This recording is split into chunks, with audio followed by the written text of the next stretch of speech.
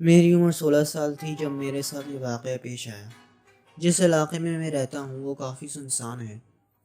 उसके आसपास घर भी ज़्यादातर खुफिया रहते हैं और वहाँ अक्सर कोई नहीं रहता।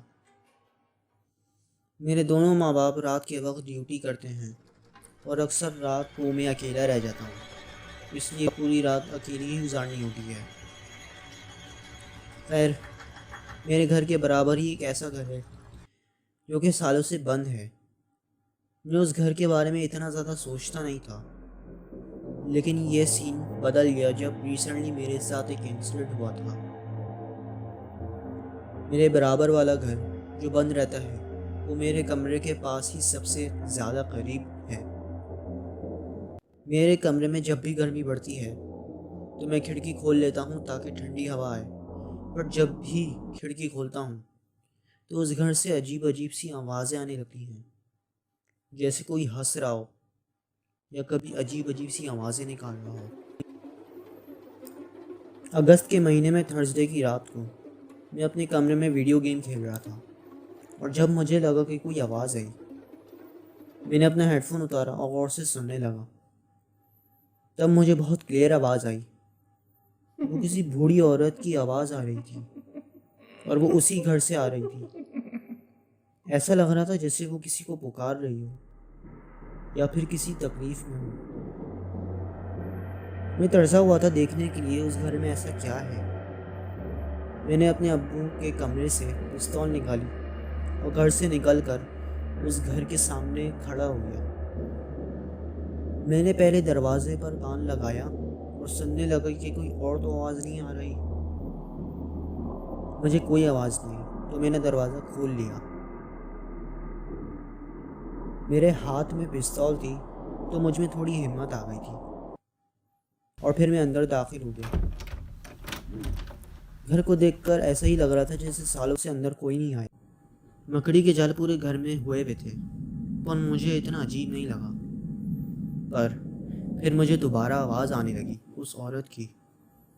इस दफ़ा वो आवाज़ बहुत करीब थी, पर उसके साथ साथ मुझे ऐसी आवाज़ आने लगी जैसे कोई ज़मीन की लकड़ी पर कुछ चल रहा हो।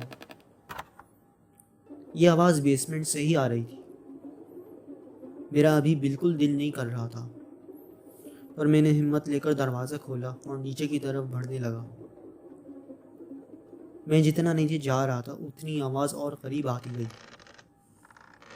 जब मैं नीचे पहुंच गया तो फिर मैंने सामने टॉर्च मारी और फिर उसी वक्त मेरी अंदर की सारी हिम्मत ख़त्म हो चुकी थी।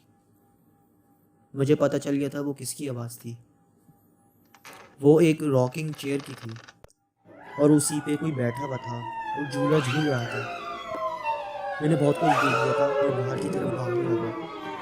मैं अपने घर गया और सारे खिड़की और दरवाजे लॉक कर दिए थे। फिर अपने कमरे में छुप कर बैठ गया। मैंने फ़ौरन पुलिस को फ़ोन किया और वेट करता रहा उनका। मैंने आखिरी दफ़ा उस दौरान खिड़की की तरफ देखा तो ऊपर उस खिड़की पे से फर्स्ट फ्लोर पे से कोई झांक रहा था। मैंने जल्दी से खिड़की बंद करके वेट करता रहा।